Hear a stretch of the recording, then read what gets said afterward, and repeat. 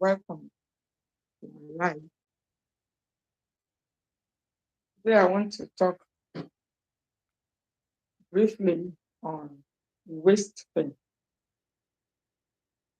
common causes, and simple remedies that we can actually apply in minor cases. Now, when we talk about waist pain, what is the first thing that comes to mind? Waist pain is an inflammation around the waist, that is from the lower back down. There may be many causes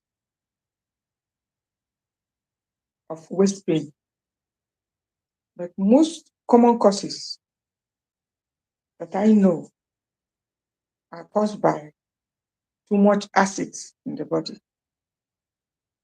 Others are also caused by your lifestyle, maybe the way you sit, your posture, most popular posture. Some may be caused by low calcium in the body.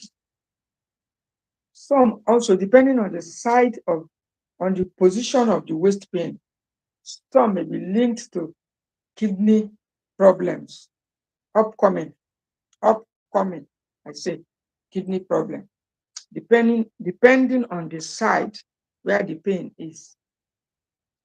But one important factor or point I want us to note is that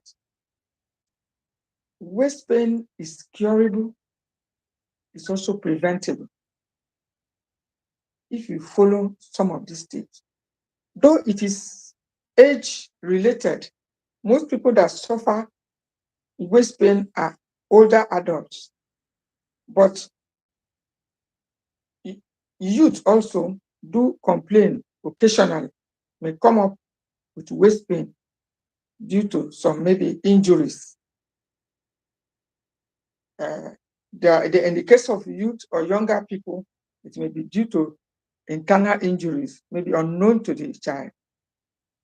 Sometimes also there could be other causes, poor blood circulation, and the way you lie down, the type of bed you're using. If you are using a bed, a foam that is not solid or strong enough, after a certain age, maybe after the age 50, you may begin to experience waist pain.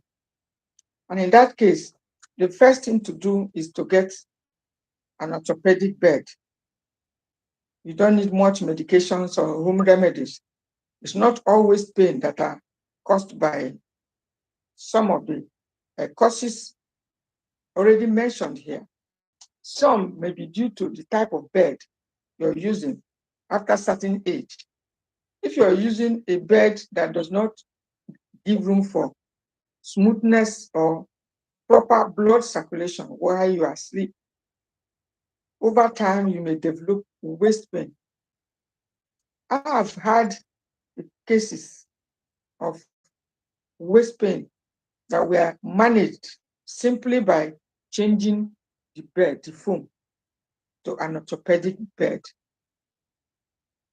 So if you are experiencing waist pain, you need to firstly find out the cause of your waist pain. Waist pain usually is common also among female, that's menopausal women, women who have stopped uh, menstruating, that is the monthly flow. Why? Because when you are having the monthly flow, some of the waste, some of the toxins go out each month with the menstrual flow. But when these monthly activities or events in the life of the woman stops, which we call menopause, then things like waist pain and other types of pains may begin to show up. Because whereby the waste and toxins are inside the body, and the usual exit each month is no longer there. In most cases, waist pain may be the resultant effect of such a new life. And if you are aware of uh, ailments such as waist pain, then if you're a woman in your late 40s, in your early 50s, or even in your late 50s, then you should begin to uh, consume foods that fight inflammations, top foods that help to fight inflammations. If you have not been including them in your diet, then you should begin to consider including more of them, because we believe in prevention. There is no way this waste stocks into the body 1 month, 2 months, 3 months, and on like that, that you won't start experiencing some uh, complaints like pains. Sometimes may not be waist pain, but I have decided to also treat this waist pain because a lot more people complain or ask questions about waist pain, come with severe waist pain. And even occasionally, I have had mild cases of my own, but it doesn't last for long before it goes away. Because if you know the cause of a disease, as I often tell us, as even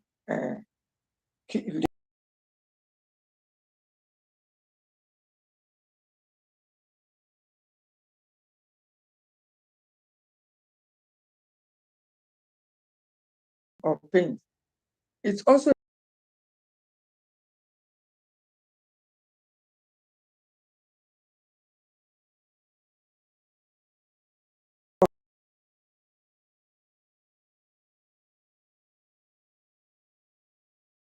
a way. I have seen and handled some cases also like that, whose case was waist pain. And after some time, they made these changes and the waist pain disappeared. Then another thing that also causes, or I have discovered to be responsible for some cases of waist pain, is too much consumption of beans. Now, this may come as a surprise to many of us, especially lovers of beans. Now, many of us who are in love with beans is a wonderful food. It's a great for health. It's a protein-rich food, but it's also high in carbohydrates. It's just only recently that majority of us are beginning to accept that combining beans with yam is a bad and wrong combination of food. Many of us are also beginning to who are finding it hard to believe that combining beans with potato is not such a wonderful combination, especially for older adults, for those who are aiming to lose weight, and for those managing one ailment or the other. So if you are a lover of beans and you continue to consume beans consistently over a time, you may also uh, experience waist pain, because some of the beans that are consumed do not get digested and totally absorbed. But now many of us are not aware that these foods are not absorbed completely yet. So we go ahead the next day and consume another beans, another legumes. And when you consume another one, and there is one point about beans also, which I need to also let us know. It does not have complete amino acids. We'll be talking about amino acids, foods with complete amino acids subsequently. But when a food does not contain the complete amino acids, which we know there are 20 of them, the body can manufacture some, but others will need to come from the food we eat. Now, if you consume food that does not have the complete amino acid, an example of such a food from the plant kingdom is soya beans. Now, not most foods that are from the plant kingdom are in that category. They don't have complete amino acid, they're not complete. So when you eat a food like that, it doesn't get totally absorbed. It doesn't get fully absorbed. So when it's not fully absorbed, what happens? The food is stuck there, the beans is stuck there, while another one comes in. Usually it is the kidney that suffers when we consume excess of these things without looking for another food or drink that can help to, it. A matching food. When I talk of matching food, a matching food is when you consume food that the body produces a lot of waste. That is what happens when we consume beans. Too much waste is generated in the process of the digestion. And unfortunately, it doesn't get absorbed unless you consume it with a food that has complete amino acids, such as food from the animal kingdom, something like egg, all those foods that we tend to avoid, egg, fish, fatty fish, all those foods from the animal kingdom. A lot of us, at certain point in our life, we are told to stay away from them. And as we are doing this, we just tend to go towards beans. And of course, it tastes nice.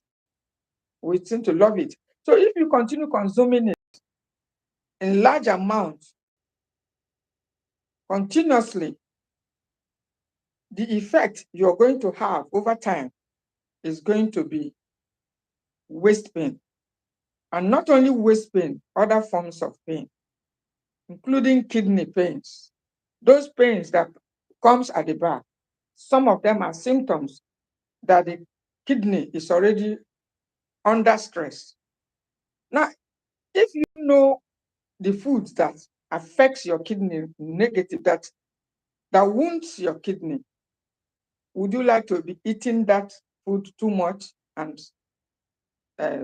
suppress the kidney from doing its work? Of course not. Now, foods like beans, if you love eating beans and you have consumed it too much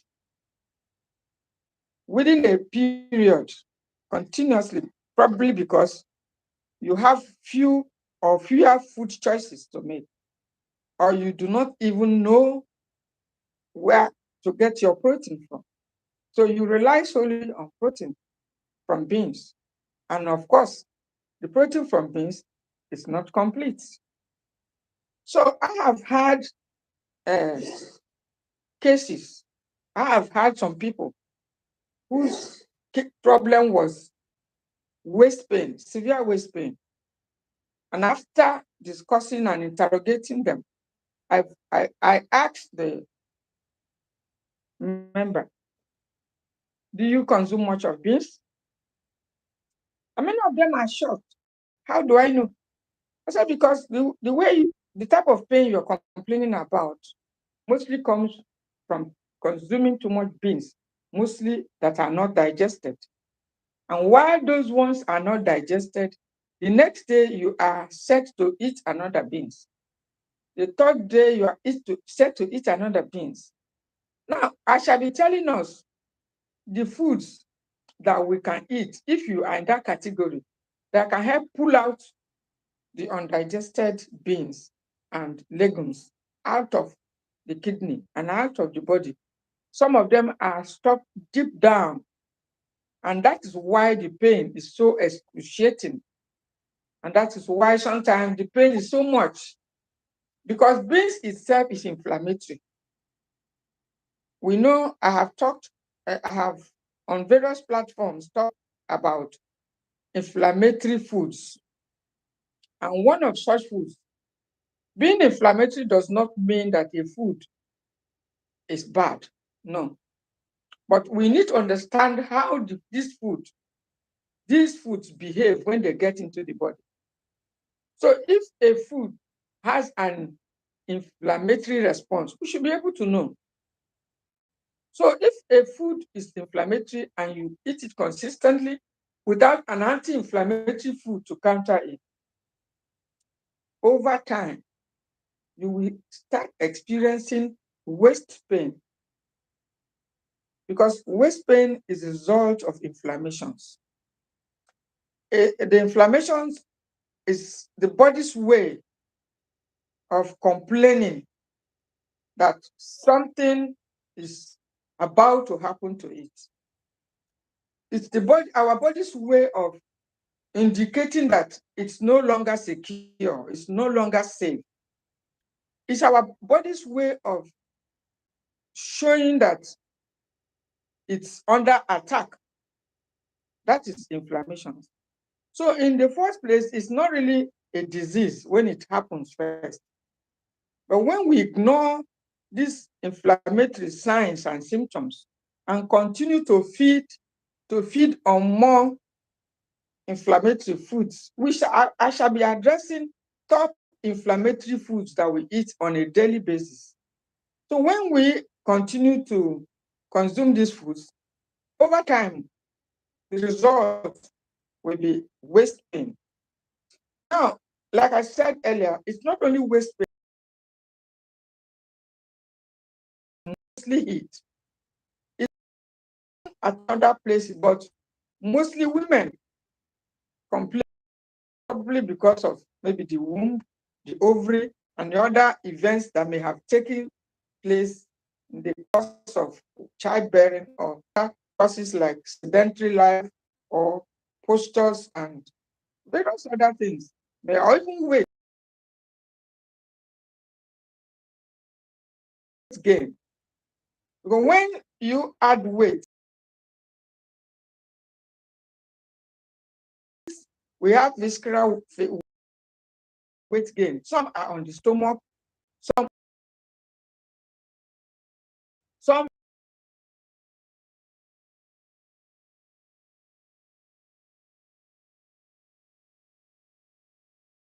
the belly weight gain is the most dangerous. So if your own weight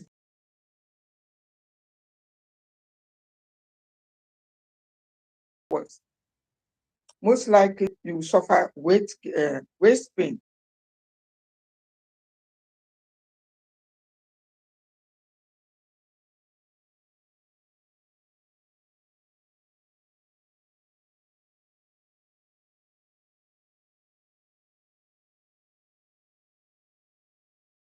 Pain. So in that case, you will need to lose weight. And actually, losing weight is not an easy task. That's the topic for another day. But it is also easy if you are determined. If you are determined to lose weight, it is simple and easy. But if you are not ready, if you want to be enjoying your regular food, the things you love, then it may look as if it's difficult for you. But it's not a difficult thing to do if you want to lose weight, especially in a healthy way.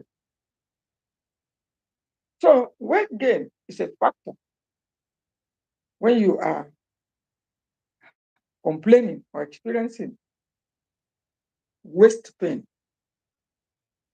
Remember, the waist pain is generally uh, affected. It's women that are generally mostly affected. It affects men too. But note the main causes I have mentioned, and you should remember that each one, the remedy differs. The remedy is not the same.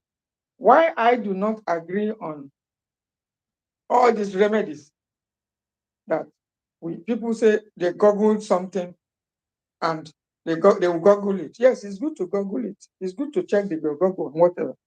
But now, your Google also may not know your own cause of the waist pain.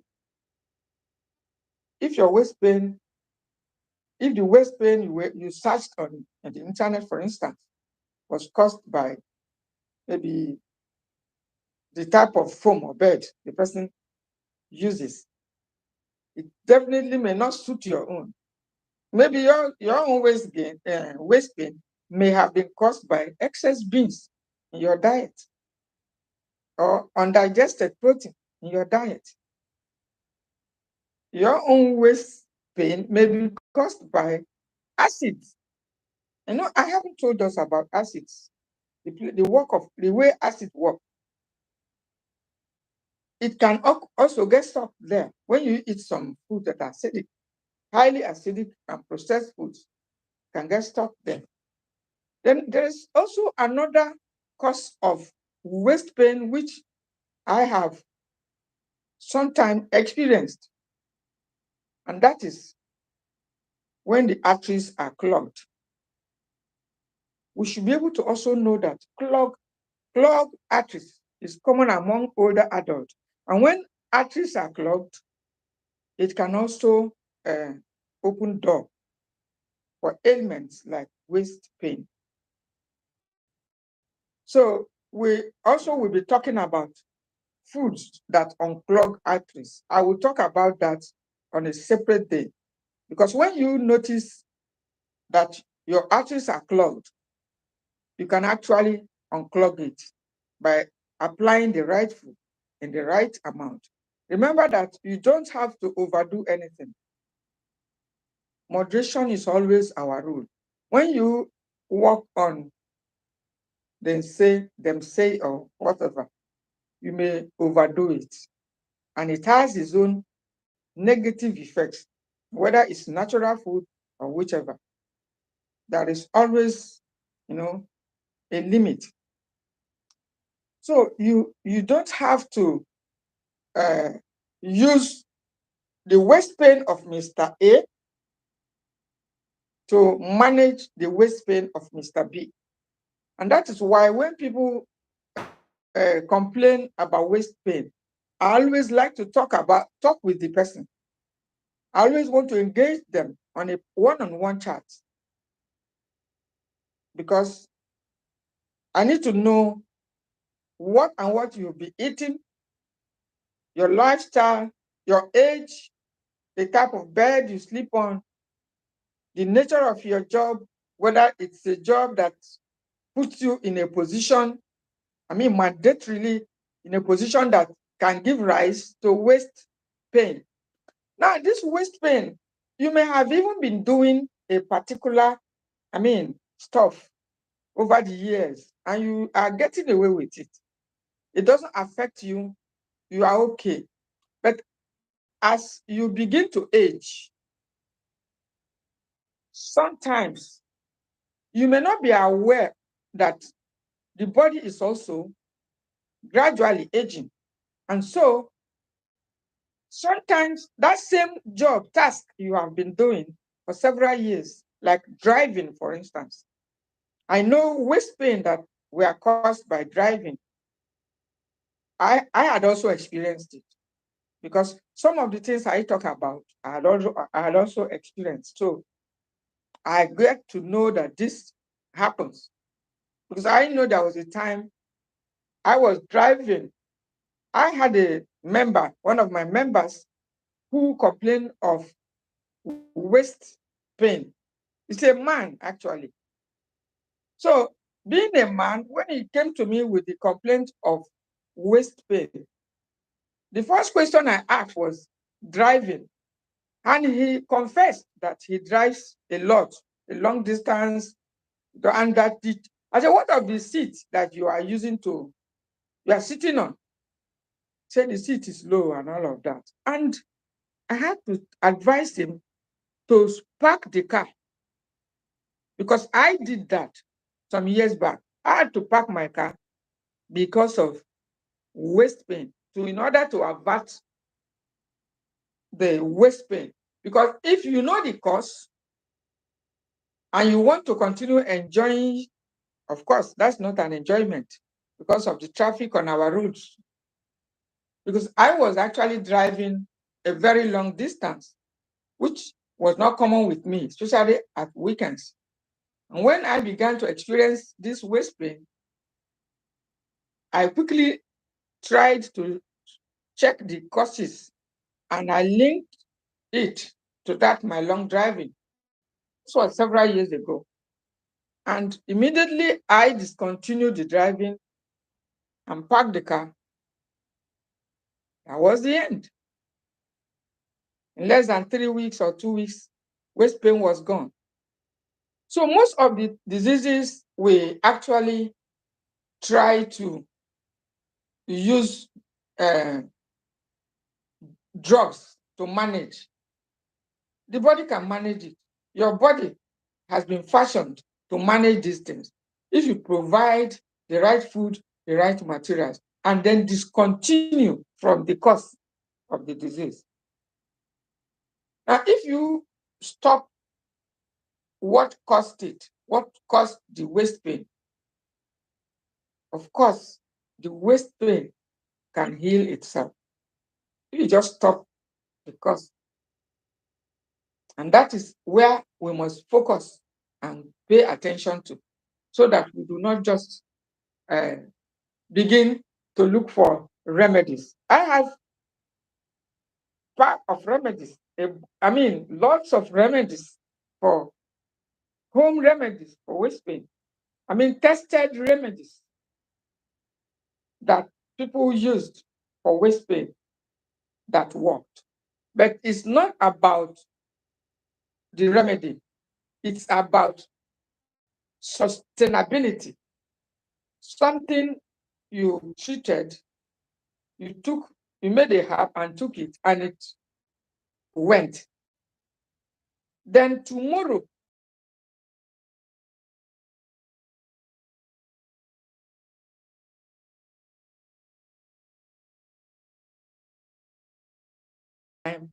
you are feeding the disease. It won't work.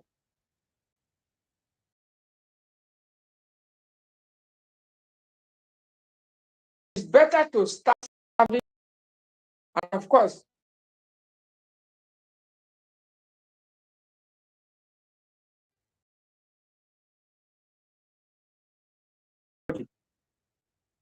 it needs food. Every disease needs food to survive.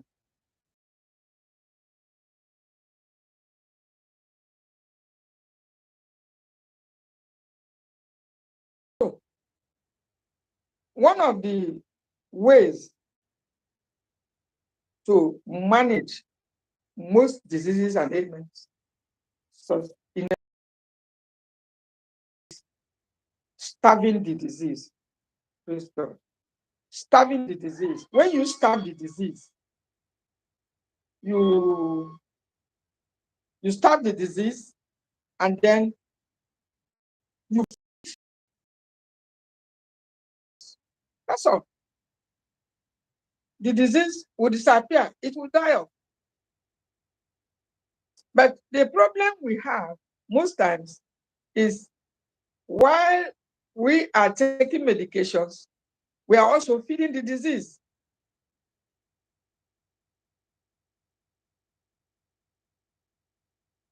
We are also feeding the disease. We are feeding the disease. And this is actually not right or proper. So we need to, start becoming more interested in starving the disease. The cause of the waist pain, we need to starve it. I mentioned some of them already. We need to starve them so that the waist pain on its own will go away. Occasionally, I have observed that when my calcium is low, Please don't forget that calcium is an electrolyte and it's very important. Daily, we must replenish it daily. When we are talking of electrolytes actually are those the nutrients that must be in the current for our life. Electrolyte needs to be replenished daily. They need to be there. Calcium is one of them, sodium and others. That's not the subject for today. But we need calcium. And when the calcium level drops, and what are the causes? In most cases, what makes it to drop is when we are avoiding acidic foods like milk, some sources like from animal kingdom. Then we must understand that we are missing out on calcium and some other minerals. Yes, truly, the older we get, the less of these things we should consume. I agree. But we must seek alternative sources in order not to suffer deficiency. When you are avoiding milk, because milk creates a lot of mucus in the body, it's one of the top mucus forming food. And the older we get, the less of the mucus forming foods we should consume. So if you want to start avoiding milk because it creates mucus in the body, then you'll be losing out. Yes, you'll be losing out in a lot of nutrients like calcium. And then you need foods like chia seeds that are great also when it comes to calcium. You need foods like tiger nuts. There are several other foods, fennel seeds, that are good calcium sources. Moringa leaves, they are good sources. And other green vegetables, a lot of them are good sources also. Foods like even onions, seeds and spices, sesame seeds.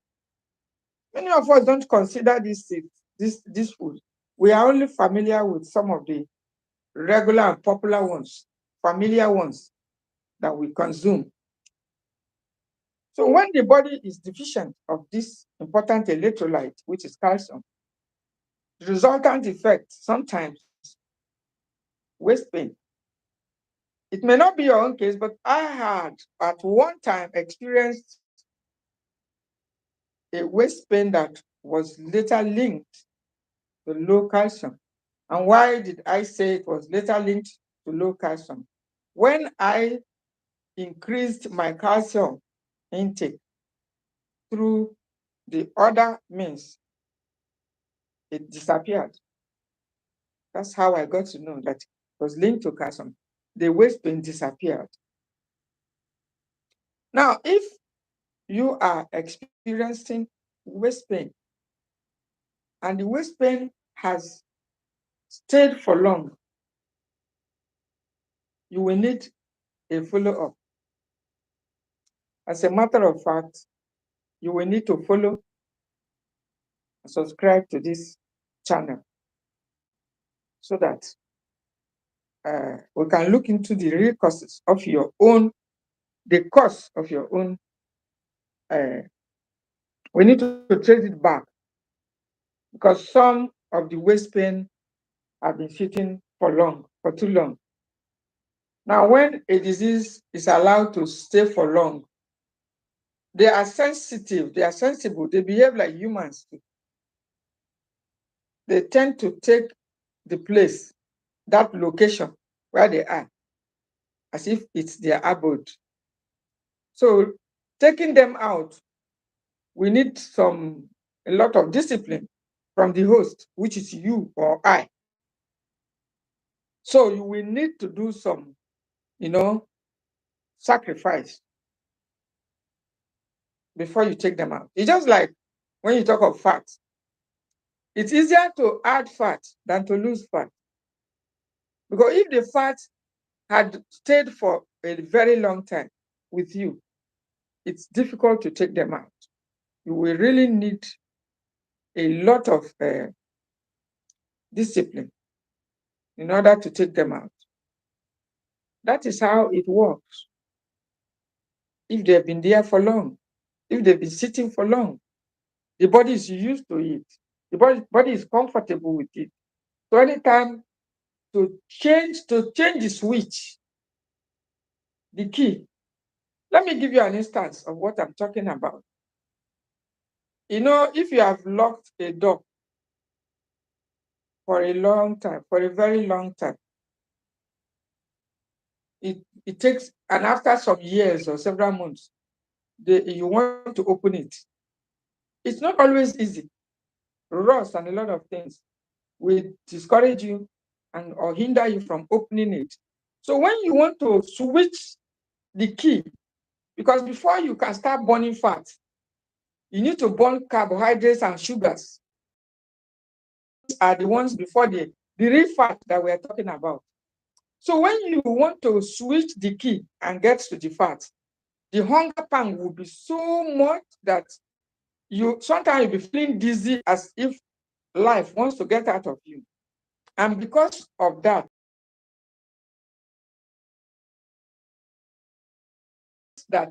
the key of burning is just about to be turned on. And because your body is already used to it, the fat, it becomes difficult to turn the fat, to reach the fat that are already out for long. It's the same thing with most ailments and diseases that we suffer. What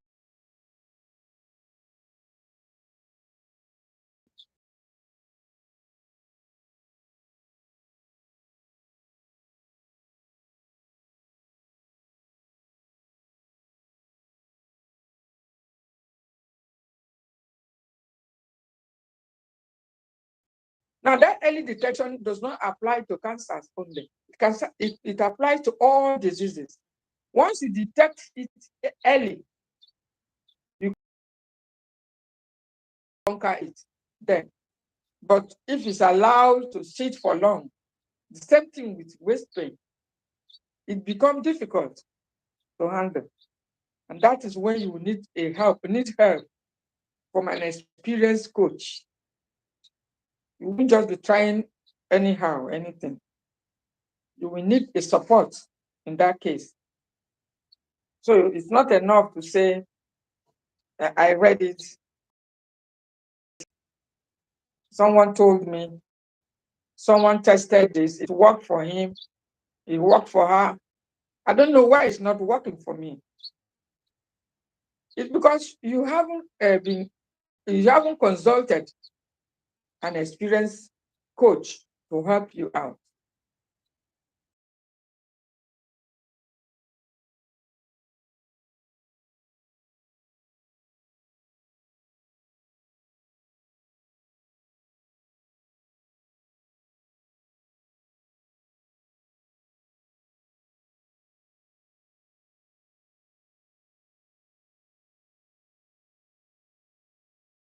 May not yield pains that is so distressing.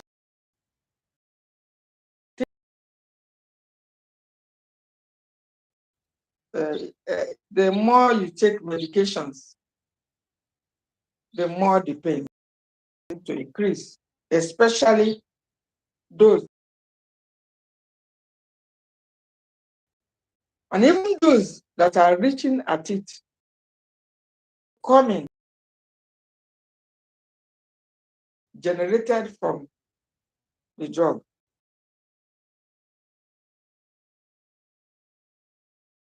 I call it symptomatic relief.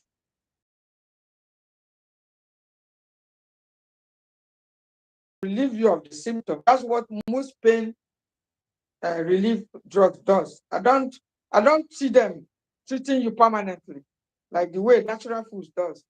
They can help you relieve the pain, but if you ask me, even the damage they do usually is better not imagined. Because after recovering from the disease, the drug, the waste from the drug will start posing another problem. Yes, the waste that were generated from the medicine, your liver and kidney will have to deal with it. And sometimes they create their own problems and inflammation.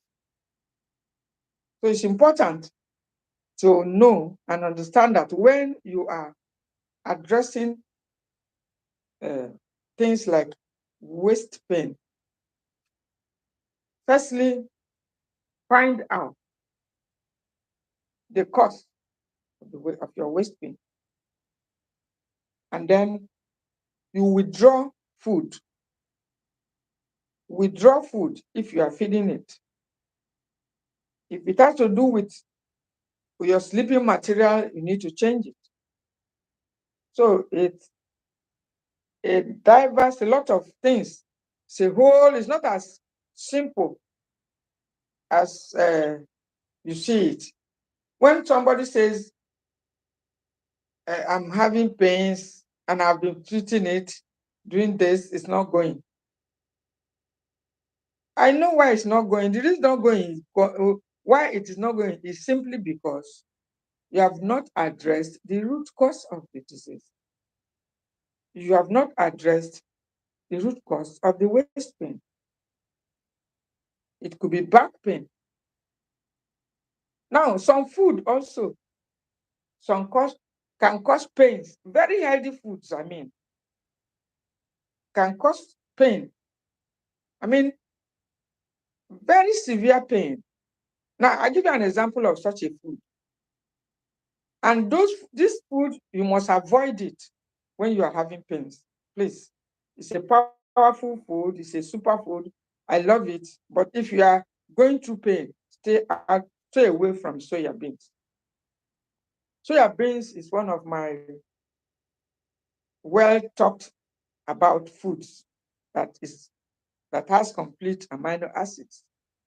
But soya bean is inflammatory. And some people have suffered pains too, who also came to me. These are cases I've handled before.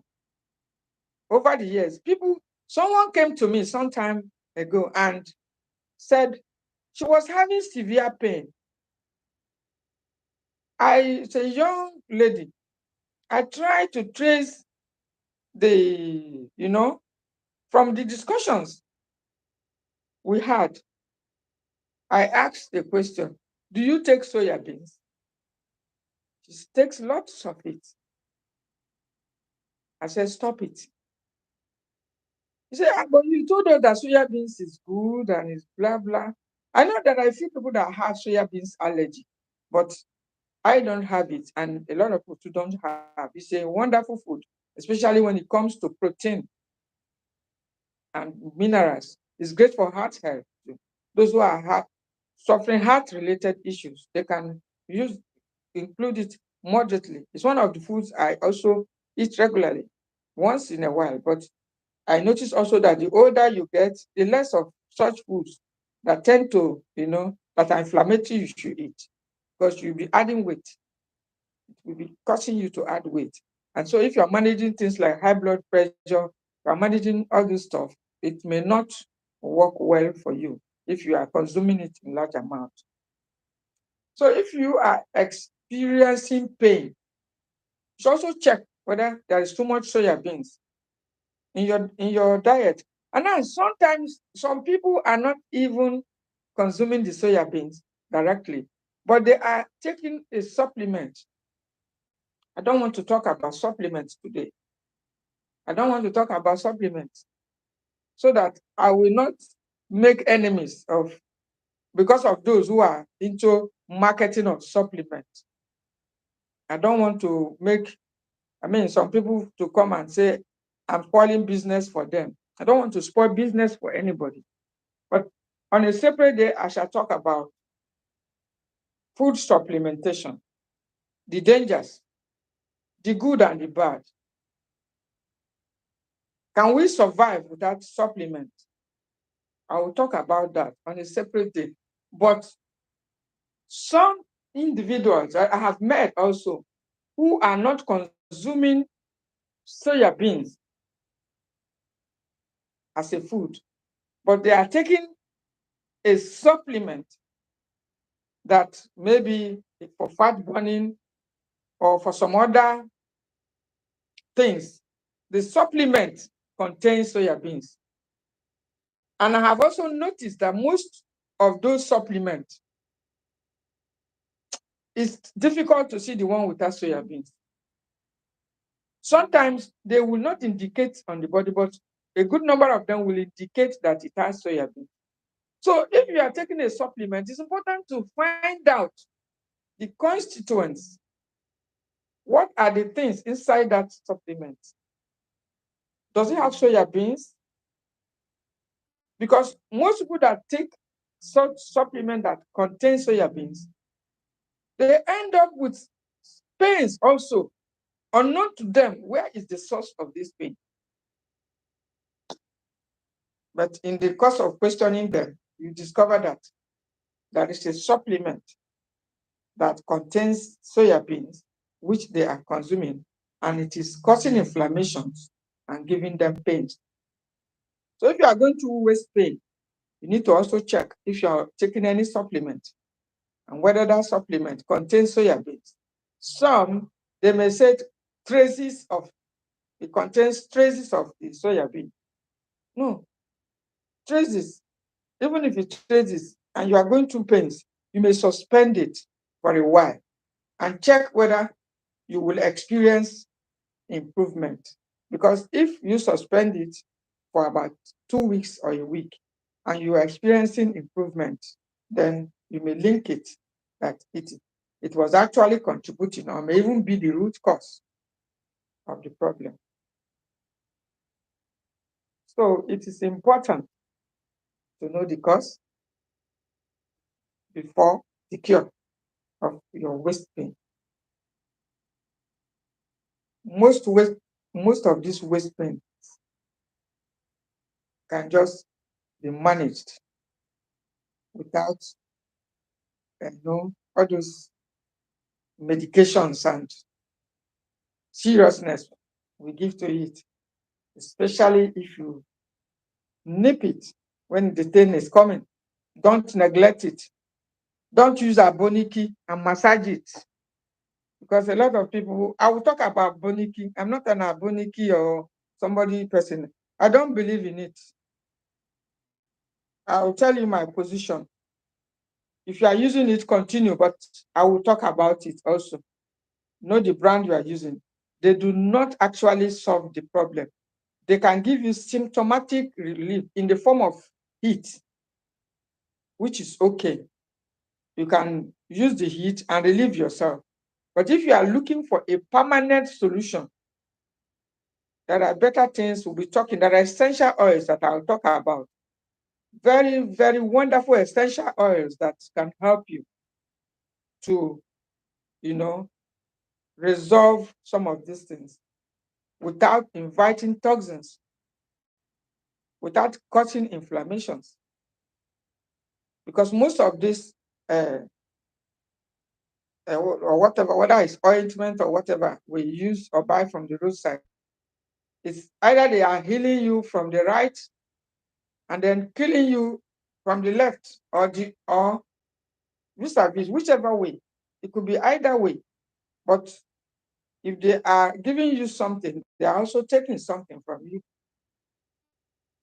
You get to know this. They are healing you, but they're also doing something insidiously, unknown to you, secretly. But before you realize it, so it may be late. And fortunately or unfortunately, many people, even after you told them that this is the dangers of this, they don't seem to align with you. That's the truth. They don't seem to align with you. Mostly because what they are using is giving them relief, and they have not seen any,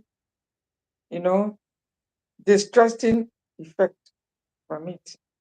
And until that happens, most people won't take your counsel in that regard.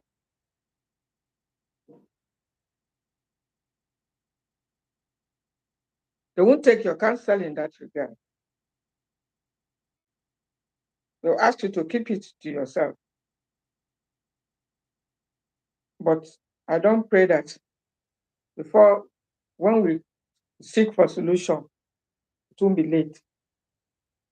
Because when the disease has gone deep, you must go for hospitalization. You must go for medical checkup, for full medical investigation. You must go for medical treatment. You must see the physician or the specialist consultant for that type of disease. I do not suggest that when the situation is already too distressing, we should continue to try remedies. No. When the situation has become distressing, you don't have to be trying remedies anymore. You need to go to hospital. You need investigation to be carried out, and then they'll give you proper medical care for this, for the matter that you complain about. But after you've been treated, to avoid repeating, you must now make some changes nutritionally in order to avoid a reoccurrence of what happened before. Because most of those things, they may tend to reoccur. They may tend to come back if you do not do something. There is tendency for a repeat. For instance, we all are aware that if you remove fibroid, in most cases, the fibroid is working for a comeback. We are also aware that if you remove cancer, it's working for a comeback. So how do we stop the coming back? How do we stop the onset of it? That's the focus of this platform. I'm not saying you shouldn't go for treatment, you shouldn't go for medications. No, you must go for your treatment, you must go for your treatment if you are distressed by a particular health situation. But prevention is always better. And when you have been treated, it's also best to prevent a reoccurrence, because it is our lifestyle, our food choices that invite diseases. If you need follow-up, if you need cancer, if you need, if you have been managing some of these things and you don't seem to be getting the result, the expected result, that is the reason why you need to subscribe to this channel so that you can get help, so that we can help you, we can guide you to help you to recover.